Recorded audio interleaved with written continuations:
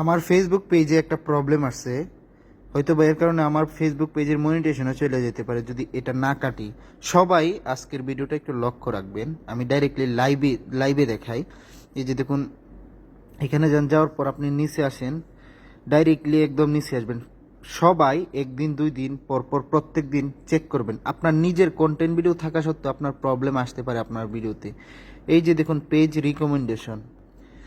রিকমেন্ডেশনে গেলাম, যাওয়ার পর এই যে দেখুন প্রবলেম আসছে, বুঝতে পারছেন? এখন এখানে একটা ভিডিওতে আপনার প্রবলেম আসছে, যদি এই ভিডিও না কাটি আমার মনিটাইজেশন চলে যাব। তো আমি এখানে ভিতরে গেলাম, এই যে এই ভিডিওটা, এই যে দেখুন এই ভিডিওটা কিন্তু আমার নিজের ভিডিও। তারপরও আপনার কি বলবো, আর আপনার এটা যদি না কাটি এখন আমার মনিটাইজেশন চলে যেতে পারে। তো আমি এখন ভিডিওটা কাটবো। এই যে এখানে চাপ দিলাম, দেওয়ার পর এই যে দেখুন ডিলেট পোস্ট, আমি ডিলেট পোস্টে চাপ দিলাম, তারপর ডিলেট।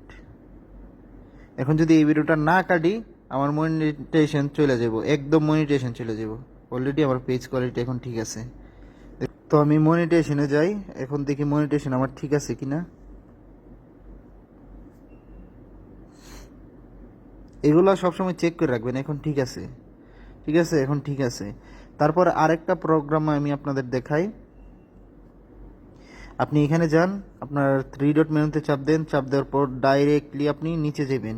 নিচে যাওয়ার পর দেখেন হেল্প সাপোর্ট বা আপনার সাপোর্ট ইনবক্স এরকম আপনার।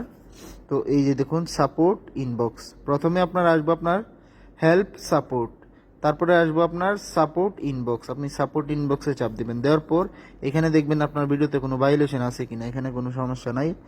এগুলো আপনার চেক করে রাখতে হবে। এই যে দেখুন ওইটা যদি আমি চেক না করতাম, আমি এই যে পেজ রিকমেন্ডেশন এগুলো যদি আমি চেক না করতাম, এই যে পেজ রিকমেন্ডেশন, এখন কিন্তু এই প্রবলেমটা নাই। এই যে দেখুন প্রবলেমটা কিন্তু নাই, এতক্ষণ কিন্তু এখানে প্রবলেম আসছিল, বুঝতে পারছেন?